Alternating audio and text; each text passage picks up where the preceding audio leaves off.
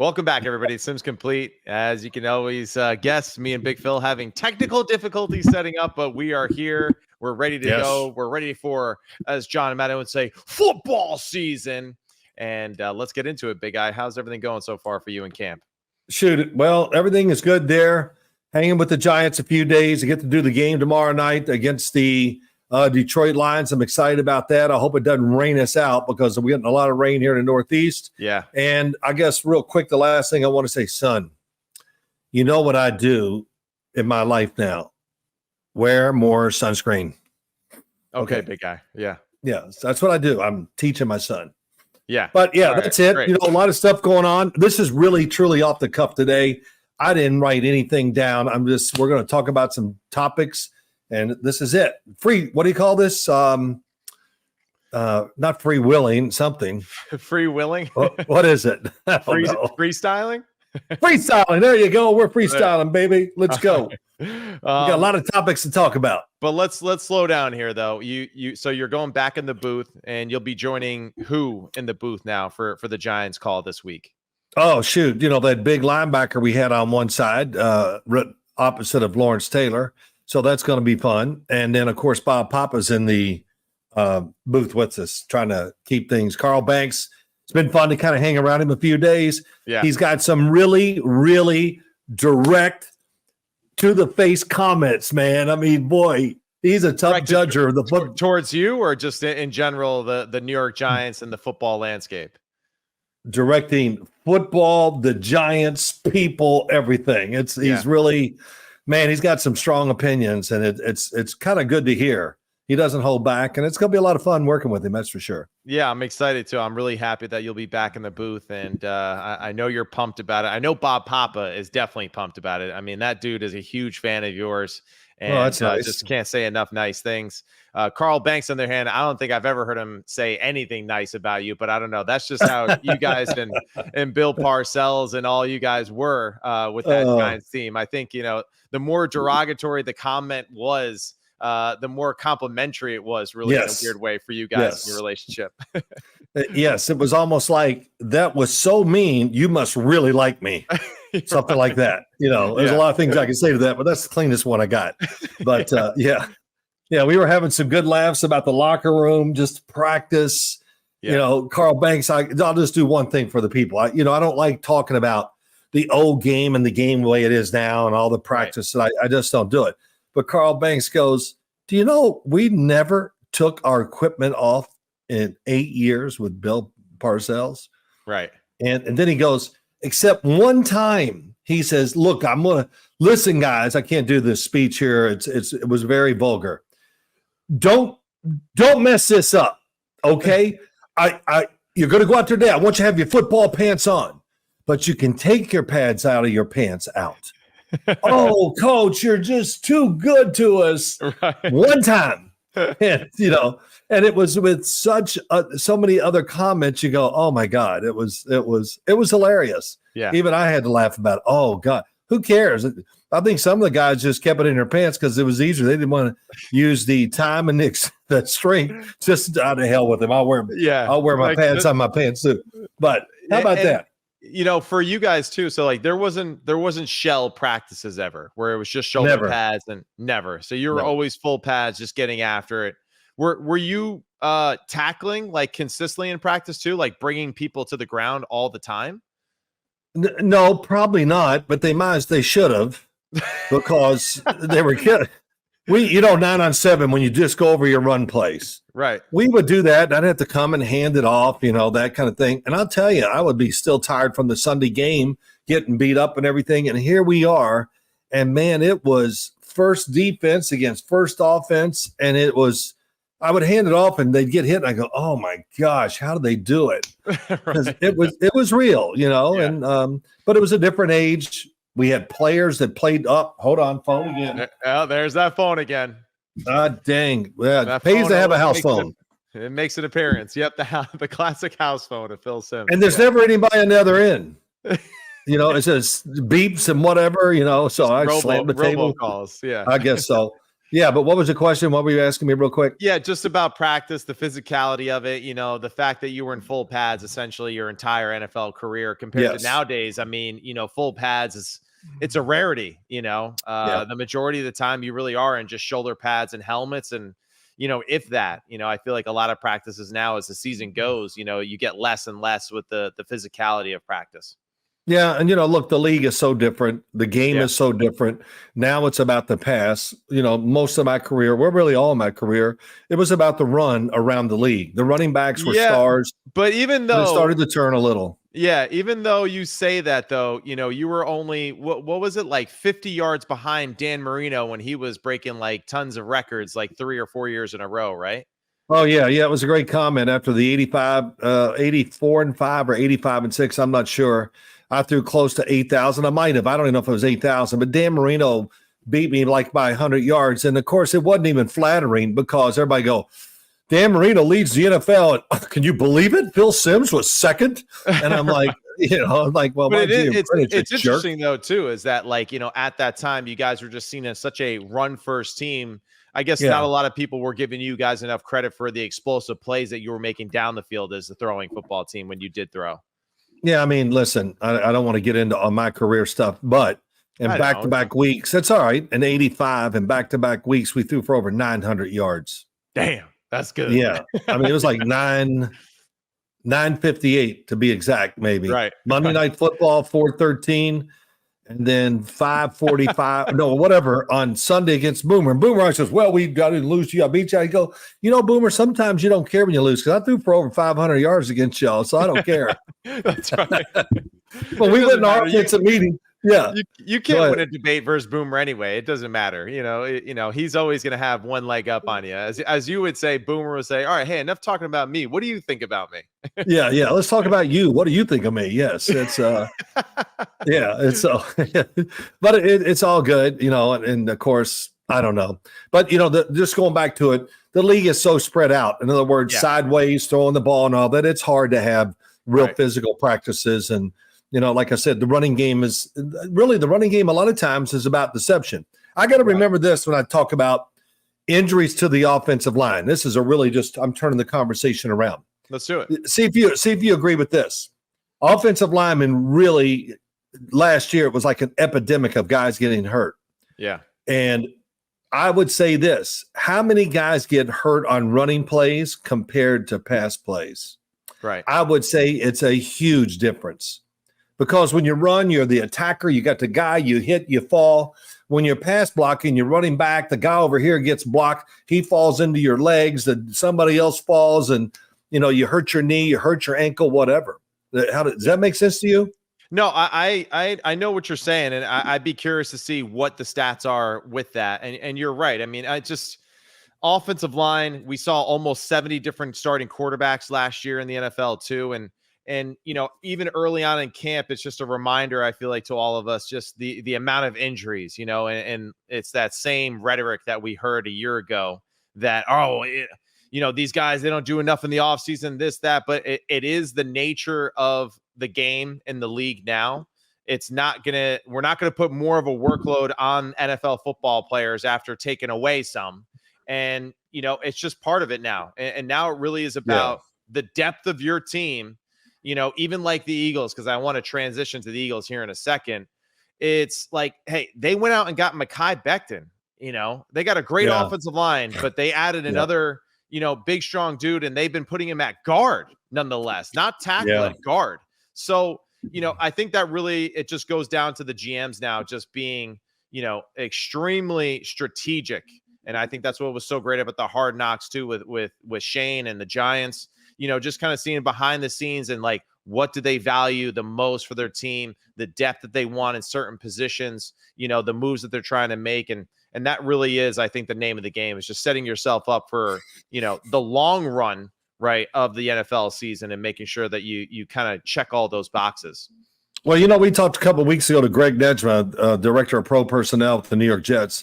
He just said it this cleanly. You got to hit the quarterback and you got to score points, whatever.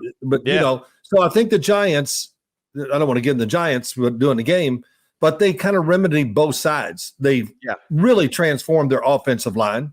It was arguably one of the worst lines in history of football last year. And that's, you know, I'm not a stat guy, but stats, they gave up 85 sacks. Yeah. Did the quarterbacks hold the ball sometimes too long? Of course, but every team does. Every quarterback's going to hold it too long for sacks. 85, the 1986 Philadelphia Eagles hold the NFL record with 104 sacks. Right. Because they had Randall Cunningham was running everywhere, and Ron Jaworski, who was always wanting to say hi to Lawrence Taylor, and those kind of things. So this whole thing, different. And that's a team right there too. They 3 different starting quarterbacks. Daniel Jones, Tyrod Taylor, and Tommy DeVito, and Tyrod started on 2 different occasions. So it's it really is a big thing for them, and that's so let's kind of go now across the division. Let's go to the Eagles. Right. Can't wait. Early in July, article comes out talking about just the implosion of the Eagles season, the disgruntled management and players and coaching, all this kind of stuff. And then it really kind of got focused on 2 people, and that's Nick Sirianni, and Jalen Hurts. And, it seemed like there was a difference of opinion as far as how to run the offense and all this kind of stuff, right? The truth is they lost Shane Steichen, and he was a great damn coach. And it's really hard to replace a really good coach. So that's one for sure. Right. Does Kellen Moore, though, for you, can he come in there and fill that void, for Nick and for Jalen to right this ship? Are they a Super Bowl contender with Kellen Moore, as the offensive coordinator this season? If I had to say yes or no, I'd say yes. Okay. I don't even hesitate. The thing that bothers me, this comes out, whatever. And the coach kind of, I'm going to stay out. Hey, don't stay out of anything. Your job is to manage the team, and you're the head coach, and the players are supposed to do what you tell them. And if you're not in that situation, if it's changed that much and you can't do that, then you don't deserve to be a head coach. Okay. Right. What other team in the NFL have we heard anything like this about this past year? How many? None. Is anybody? The quarterback doesn't like the head coach plays, and they see definitely not a Super Bowl contender or a team that we think is a Super Bowl contender. That's for sure. You know what? Yeah, you go and have a nice meeting. Coach, I kind of like whatever it is, but you're the head coach. Here's what I'm telling you to do, and either do it or I'll play somebody else. I mean, to think that I don't care who the quarterback is. You're not 50% of the head coach on the team. You do what the head coach has defined with this football team, what he wants, what he thinks gives him the best chance to win. Hey, is now Nick Sirianni going to go, hey, it's a big 4th down. It's 4th and 1. Should we go for it? What do you think, guys? I mean, it's his decision. Yeah. I wrote it, run plays. How about when you got a trick play, hey, this is the time. No, it's not. We don't want that now, coach. We want it later. I mean, come on. You got to really be in charge. There's many ways to do it. You can be a nice guy and still be firm with your players and let them know that you're the man in charge of this outfit. And you don't want to hear yes, sir. I think that he is in charge, and I think that he is commanding that. I think that there is a little bit of that battle, though, at the top between him and Jalen, though, too, as far as just, you read the article, that came out, and, there's different reports from ESPN, then Pro Football Talk kind of had their reiteration of that same article.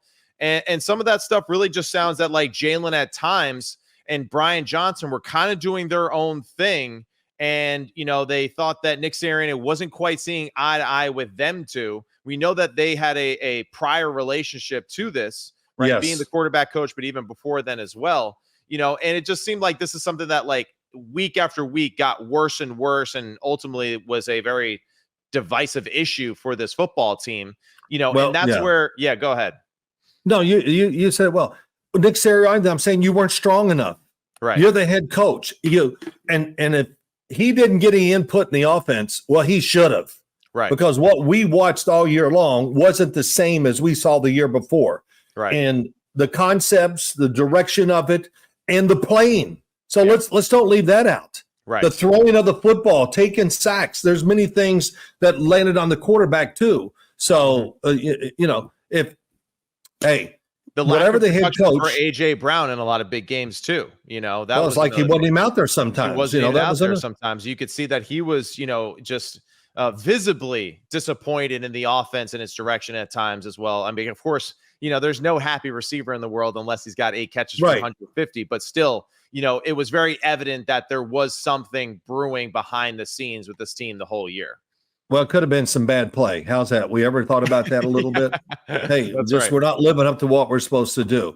And, sorry, but I'm just not that guy. Look, I had a high school coach, and I don't want to get into this stuff, but I'm going to say it anyway. He stood and gave us a pep talk before the game. Yeah. Man, I went over to the other coach during warm-ups, and I told him, we're going to run the ball every single play of the game. Now, he's giving us a speech. I'm sitting in the back going, well, this is going to be great.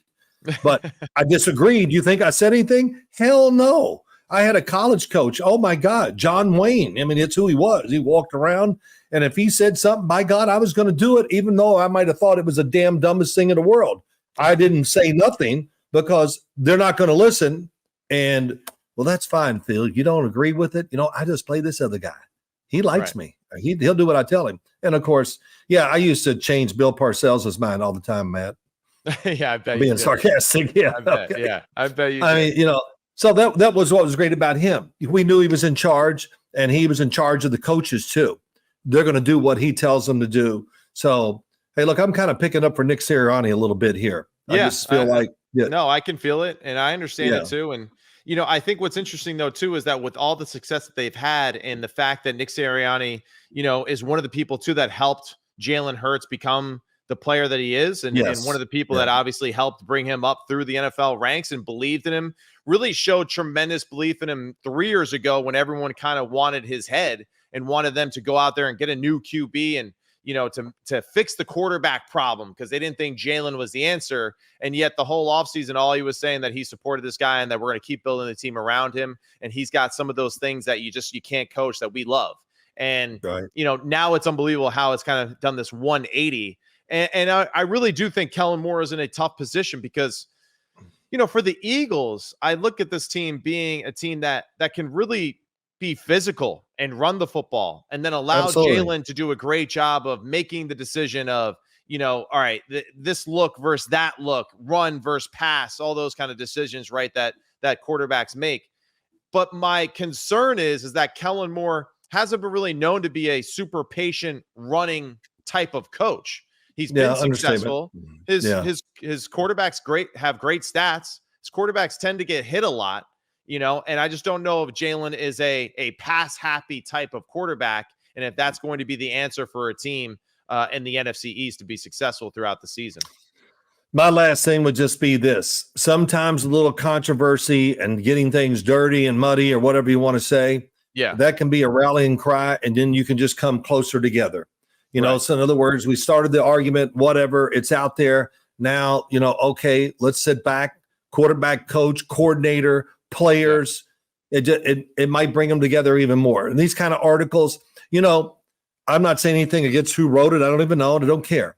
But they have a tendency to look and try to make it sensationalized. So of course, I'm taking a lot of it with kind of a grain of salt. And I can't wait to hear everybody's comments on it.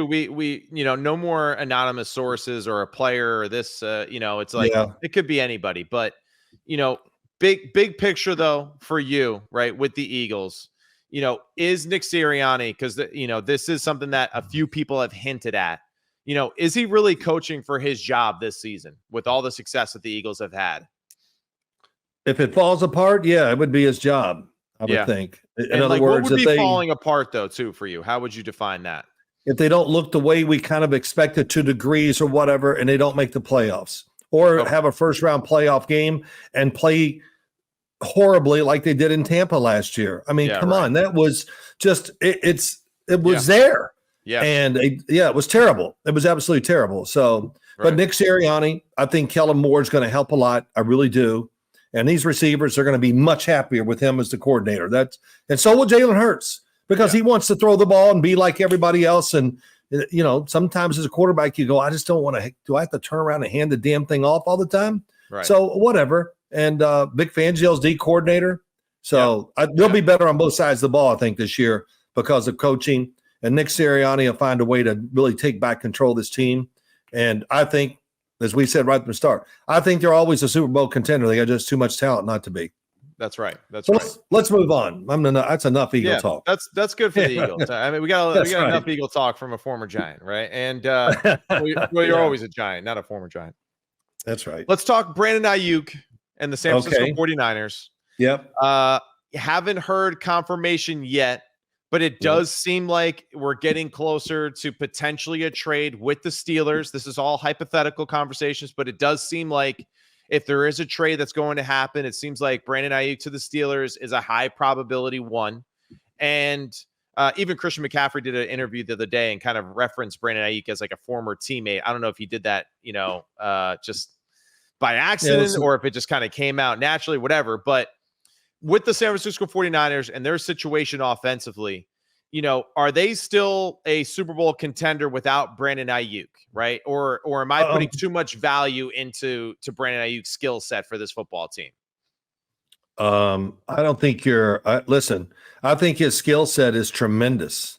I think he's route running, fast, agile, aggressive, smart. I mean, I think he's got everything you want in a first number one wide receiver. Right. I mean, he's just got the look. He can just come out of cuts. He can jump.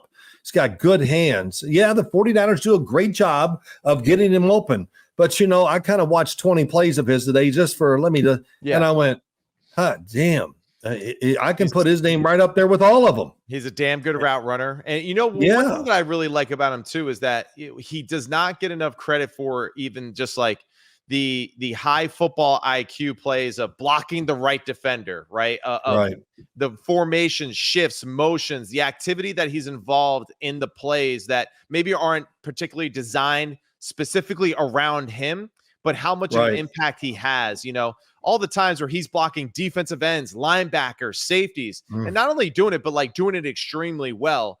That's an impact to me that I feel like Kyle and them, it's hard to replace something like that. Right. With like a rookie. I know Ricky Pearsall, we think the world of him. We think he's going to be a good football player, but like to think that he's going to go in there and like, hey, do what Brandon did as a rookie, that to me is a tall task to ask of a young man. Kyle Shanahan, ex-receiver, high school, college, believes in receivers. If you don't block, you won't catch any passes in my system. So it's a fact. You were with him down in Atlanta, and I'm sure he was coaching the hell out of the receivers in to make sure they block down the field. That's even one thing. There, Brandon and Julio Jones, just like Brandon Aiyuk, one of the best blockers on the football team. I love it. A couple things I wrote down. When you're a good football team, sooner or later, you got to let go of good players because you can't pay everybody. Right. And that's where San Francisco is. Now they got their left tackle, Trent Williams, wanting more money. McCaffrey's been paid. We got Brock Purdy coming down the road. They took care of Deebo Samuel. I mean, they got Bosa. How many guys can you pay? They got more than that. Right. And so, it's this way. The Kansas City Chiefs got rid of the best wide receiver in football and won back-to-back Super Bowls. Right. So sooner or later, you just got to bite the bullet and let's move forward and kind of keep this, what we call run in this group or whatever it is, to have more years of it. Yeah. I mean, you just can't pour all your money into 3 or 4 guys. And the other thing is, the rumor is the Steelers are really in on this and trying to make a deal. And do you get the feel? I mean, the Steelers, I know they're having a quarterback battle. We're going to talk about that damn thing. But they're all in, Matt. It's like they're going for it. Do you get that feeling when the quarterback thing, they get 2 of them. They didn't even say, we're going to give it to Russell. They brought in Justin Fields. They're looking at Brandon Aiyuk, and it's just, I got that feeling. They signed some good free agents during the offseason. Yeah. I mean, I think the Steelers look at this and go, and I think this is right. The O-line's gotten better. They got running backs. They got the quarterback situation. I think that's going to work out. They got Arthur Smith as the offensive coordinator. Right. And they got players. Yeah. Okay. I'm not even going to go. I'm watching TJ Watt the other day because I was looking at some linemen from the Raiders. And I just went, oh my God, he's even better than we talk about. Yeah. Right. You know what I mean? We talk about him, but he's damn better than what we say. Yeah. He's unbelievable. He's made of iron. and He's made a steal. Made a steal. Whatever, you can't bend it. I mean, he just messes up right tackles and left tackles. He messes them up. He runs them over. He runs around them, and then he has that Kevin Green effect. When he hits quarterbacks, it really hurts them. It's just, this. They're just certain guys when they hit you, you go, "Damn, that hurt." And the biggest thing I think too for the Steelers, just to remind everybody, is that this was a playoff team. Mason Rudolph really did a great job of coming in and being more than serviceable. We were very impressed with what he did and how confident he threw it in an offense that we thought really didn't have much of an identity, right? With Kenny Pickett behind center and just really what their philosophy was. And, now with Arthur Smith, what we've discussed earlier this offseason, we love this fit because Arthur Smith's he's a PO'd kind of guy. He's always angry. And, he's going to have a lot of fun things to incorporate Justin Fields into that offense. And if you add a Brandon Aiyuk to that skill group, I get really excited. I think this team really does have some good competitive, skill group. I'm getting distracted by the lawnmower in the background there by you. But sorry, my wife's out there cutting the grass, so you got to put up with it. That's right. But the Steelers are closer than we think they are. That's for sure. And despite all that, they were 27th in offense a year ago, which is not 27th, but they were a top 10 defense. Yes, but they were 27th because a lot of it is they play that way to be in the 20s. Yeah. So that's one thing. Arthur Smith, here's what I think about him. I like him as a coach. Yeah. I'm sure when he stands in front of, the players, they know he's the man. Right. And a couple years ago, they're playing the Giants in their last preseason game or whatever it was. It's pouring rain, and he is ripping his players up right and left. I mean, it was a preseason game, and I was like, damn, does he know this game doesn't count? And he was yelling at everybody. Right. And I think that's what, when I saw that, I just went, man, I'm a fan of his. And I think he really is the perfect match for the Steelers. It's not because of his run game. Yes, that's big, but it's because he knows how to incorporate the pass into it. Right. And when I watched the Atlanta Falcons last year, I never went away from a game of theirs, not once. And I watched a lot of them during the season and watched them close. And I go, they have a lot of great pass concepts. It's not like, we're going to run the ball and have little, just everybody runs this play in the NFL, but we're going to run, No, they had great ingenuity. I love their pass game. They gave their quarterbacks every opportunity to win jobs, to be starting quarterbacks. But they said, no way, coach, we're not going to do well enough to get that. So they got a lot of new faces up there or down there in Atlanta. But that's what I think about the Steelers. Let's go real quick. The quarterback battle. Just give me some thoughts real quick on the quarterback battle in Pittsburgh. Yeah, this was what I was going to go to next. I think, right now, Russell Wilson, he's been out past few days, calf strain. Big picture, I think it's great for Justin Fields to get these repetitions, right, with the ones to really get sharp, get comfortable too with this new offense. And I think he kind of needs it a little bit more than Russell, given the fact that he just isn't as experienced of an NFL quarterback than Russell. Day one, though, I still expect Russell Wilson to be the starter. I think that is the better move, right, for the Steelers in the long run, is to start with him, because I feel like you don't want Justin to be the starter. It doesn't, the early season struggles like we see with so many teams, especially early on, offensive struggle. We don't want him to get, pulled too early, play Russell, but then, you really can't go back to Justin because you've kind of already taken all that momentum and confidence away from him because of a poor start. So I would lean kind of a little bit more towards the veteran in that way. And that way you can then sprinkle in a little Justin Fields and build up his confidence as the season goes. What are your thoughts on this? Man, Matt, you took every word right out of my mouth, and it's perfect. That's how I see it exactly.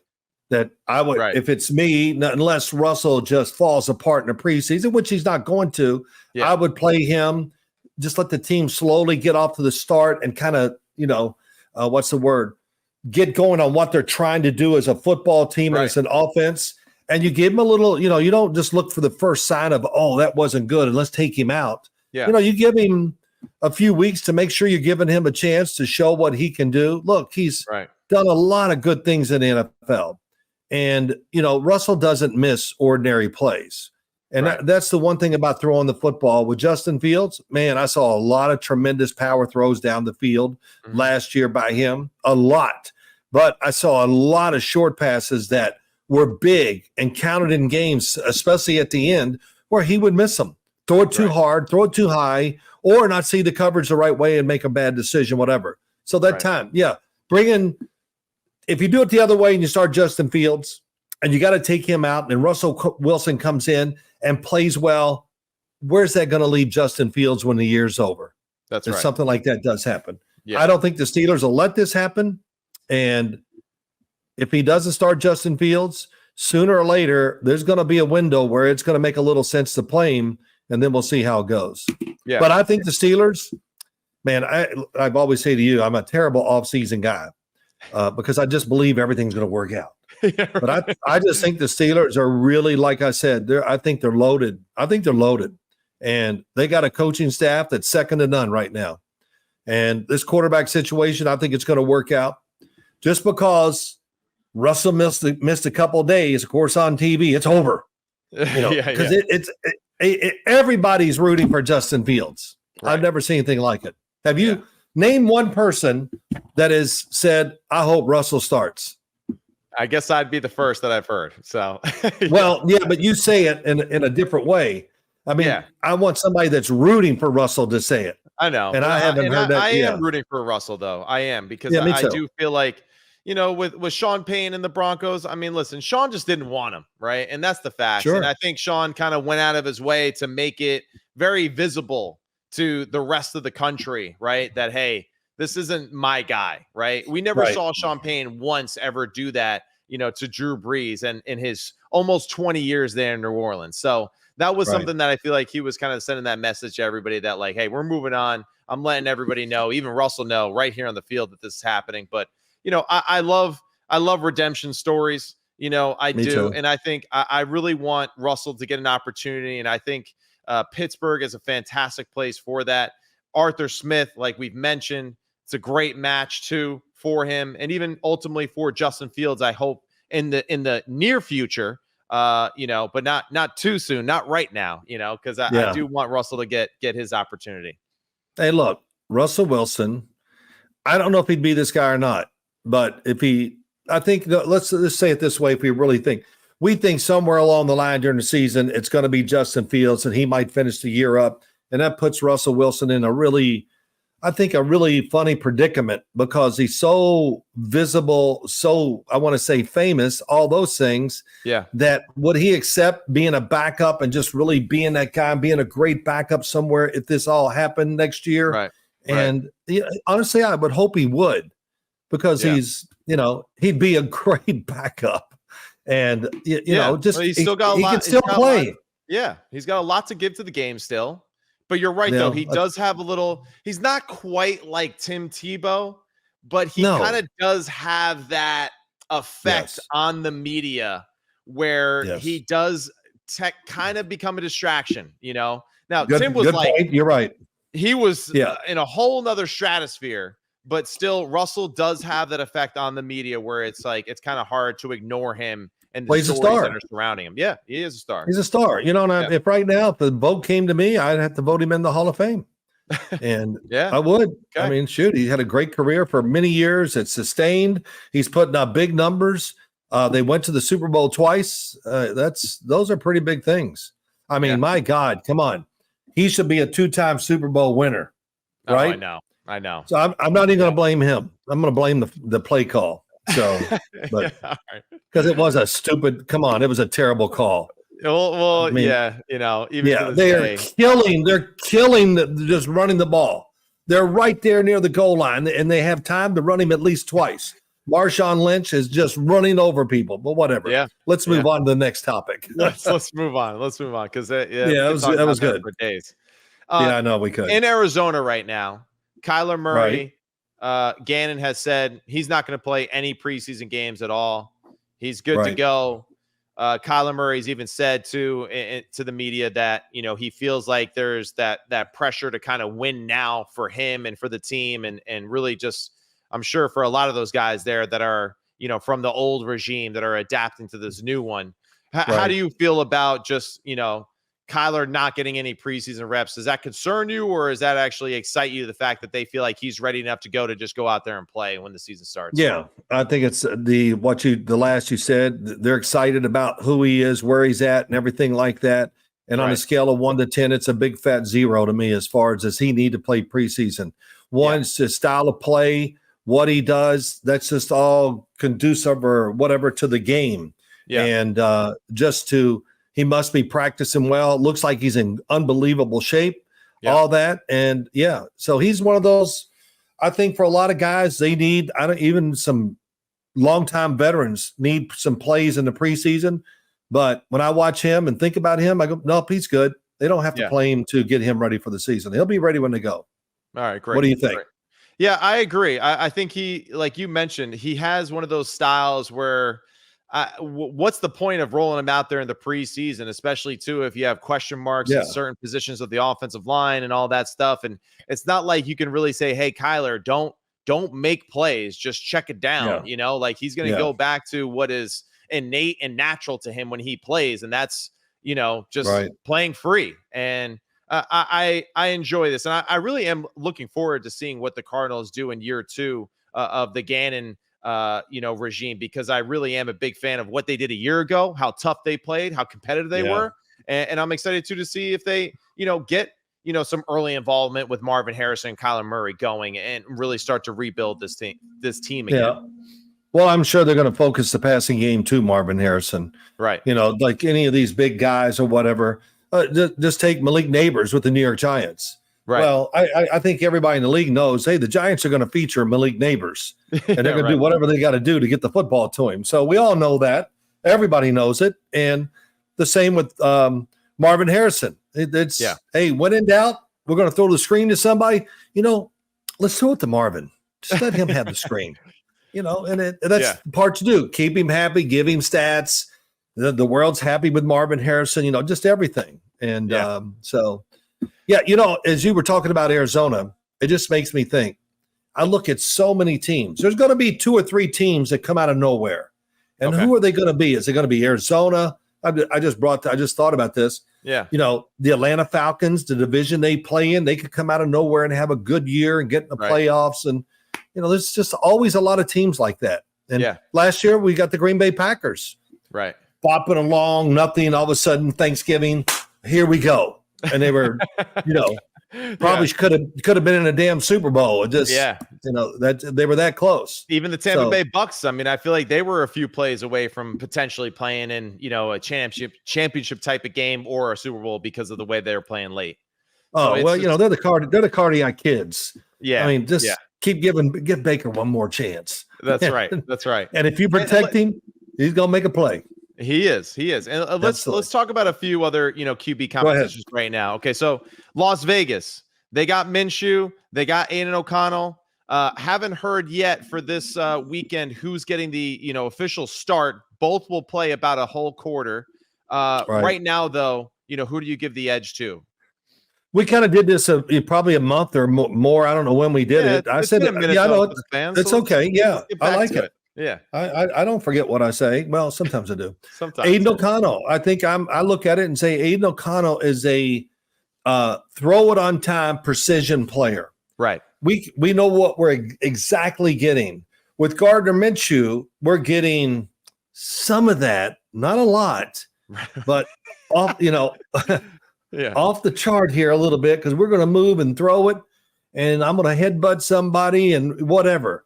And so they're 2 completely different styles.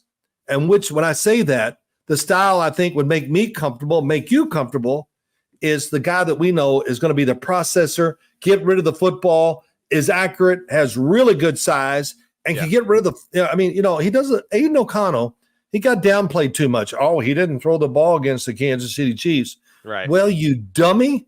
The coach, Antonio Pierce, is over there going, we're winning the game. It's going great. Let's just don't take any chances. And but now the story. Well, Aiden O'Connell, he didn't throw any passes in the second half. Shut up. Right. That's what it takes to win a game.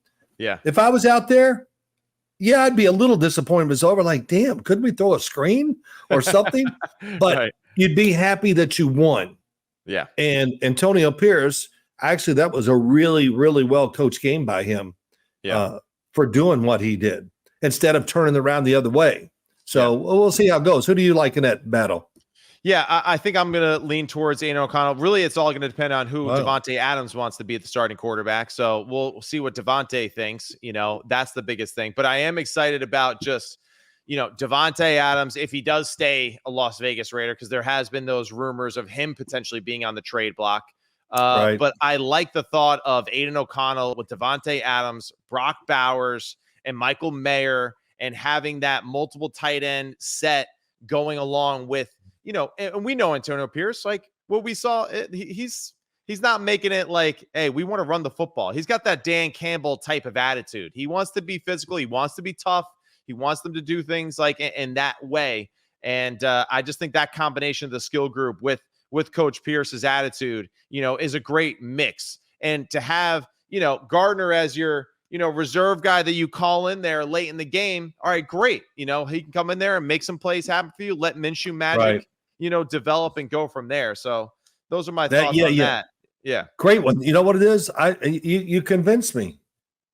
What? Let Aiden O'Connell be the guy. And if we need that spark in the start of the fourth quarter somewhere, let's bring in the guy that is not afraid to do this stuff. I mean, it really is. Yeah. You're right. But you know what? Then the week goes over. We win the game. Gardner does it. You know what? Who am I starting next week? Aiden O'Connell. Let's keep going. Now we got this guy behind us in case we need it, because NFL teams are not going to be excited enough to play emotionally every single week. Right. And Antonio Pierce, he's not Dan Campbell. Dan Campbell wants to bite your kneecaps and ankles or whatever. And Antonio just wants to knock you out. That's right. I mean, that's come fair. on. That's fair. Man, if you gave him a chance, he'd put a helmet on with no pads and go out there and stick it in there and try to hit somebody. He's a Tom Coughlin, old school giant guy. So there's no mistake in that. And not a bad guy to learn from, Matt. Tom Coughlin. Not a bad guy at all. Not bad at all. And now in Washington, let's go to this real quick before we kind of wrap up this show. Yeah. Jayden Daniels named the number one quarterback. Not a real shock. I don't really think that there was much of a debate with this quarterback room. But still, Dan Quinn has raved about him, saying that he is impressed with the fact that he's had such a understanding and command of this offense so quickly. Even Zach Ertz has kind of mentioned too that he's really impressed with Jayden. Even though he's a rookie, he's doing everything that he can to get on the same page and understand the way that he sees the football game. Does this surprise you that he has been impressing everyone so quickly in this NFL camp? God, not at all. I mean, I think I would, this is the truth. I would be so shocked if it wasn't this. Right. Because you did too. I watched so much of Jayden Daniels during the season on TV. And then when I studied him, there's some things I'd like to clean up, whatever. But overall, he's the big smooth. I mean, he is just Mr. Cool. I don't know what else to say. Throws with great rhythm. He's got a little, he doesn't overpower the ball, but he's accurate, spins it. And of course, he has a good feel where to move. And hey, we're going to see it just like we did at LSU. When he turned the corner, I'm not sure, a couple times, and there's DBs that are all playing in the NFL, more Alabama, whatever. Yeah. And he turns them, goes outside, gives them the angle, then turns up the field and goes like 70 yards. We know the play. I can't remember if it was against Alabama or somebody. It was Florida. It was Florida. Thank you. And he outran everybody like it was nothing.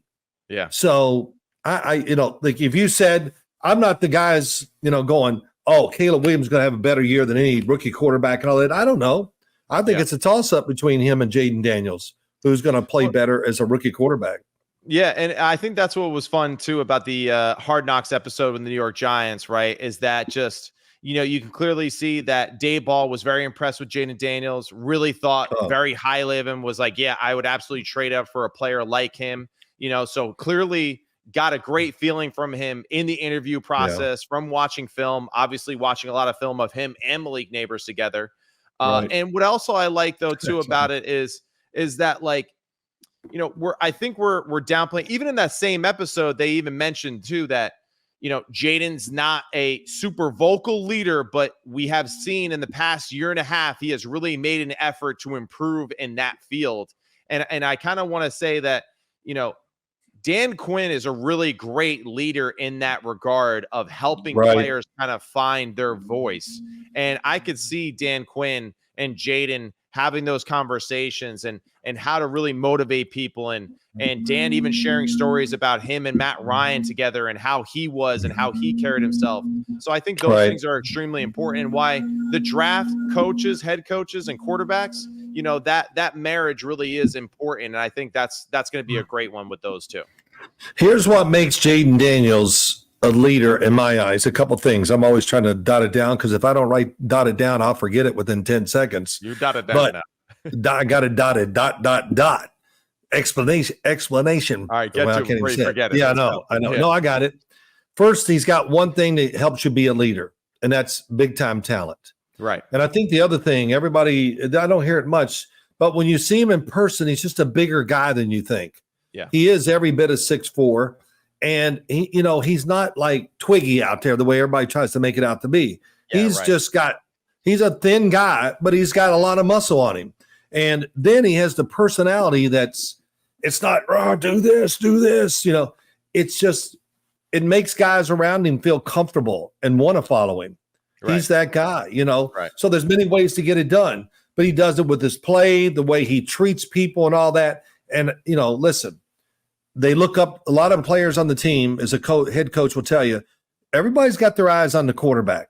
And I'm sure everybody in that locker room is checking him out going, man, he's just a good dude. We love him. And you know what? Damn, he's talented too.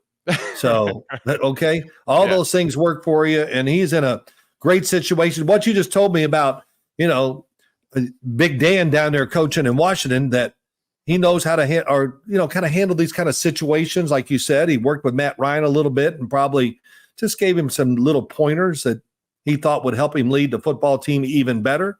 And that's what I think could be said to Jayden Daniels, sorry. And it would really stick home for sure. Yeah. Sorry. No. The lawnmower's killing me. Yeah, you're the man. It's killing me. And on the lawnmower, we'll wrap it there. We're all right. it was a good show. We went 47 minutes today, so we gave the fans what they wanted. All right. Yeah. Okay. But no, it was good. It was good to kind of get back into it. I'm excited too that we'll have our first round of preseason games this weekend, which will be exciting. So we'll kind of watch some of these games over the weekend. We'll obviously micromanage and dissect every little thing that we see. And hey, we'll pick it back up and talk about just where we see some of these teams and where they're projecting for this upcoming season. But Big Phil, always a pleasure. You the man. Right. And what's my motto for preseason football this year? What do I say? I don't know. You tell us. What is it? Oh, I've been griping and moaning and bitching that I'm not going to over evaluate what the hell's going on in these games. So that's just you say that, but we'll see. Yeah. I'm gonna hold it back a little bit this time, but I'm so excited to see it. I'm excited about doing the game tomorrow night, and all weekend there's going to be games on. Man, we're going to watch them, and won't be many starters playing anywhere around the league, but it's still going to be fun to watch.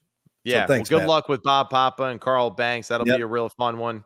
And Sims Complete fans, we'll see you again here soon. Like, subscribe, follow us. Check out the YouTube page, Sims Complete. Check out all of our videos as well on the Believe Network too. And we'll be back with more football stuff. And excited again for this football season. It's right around the corner, so we'll be back. See you. It's here. Okay. It's here.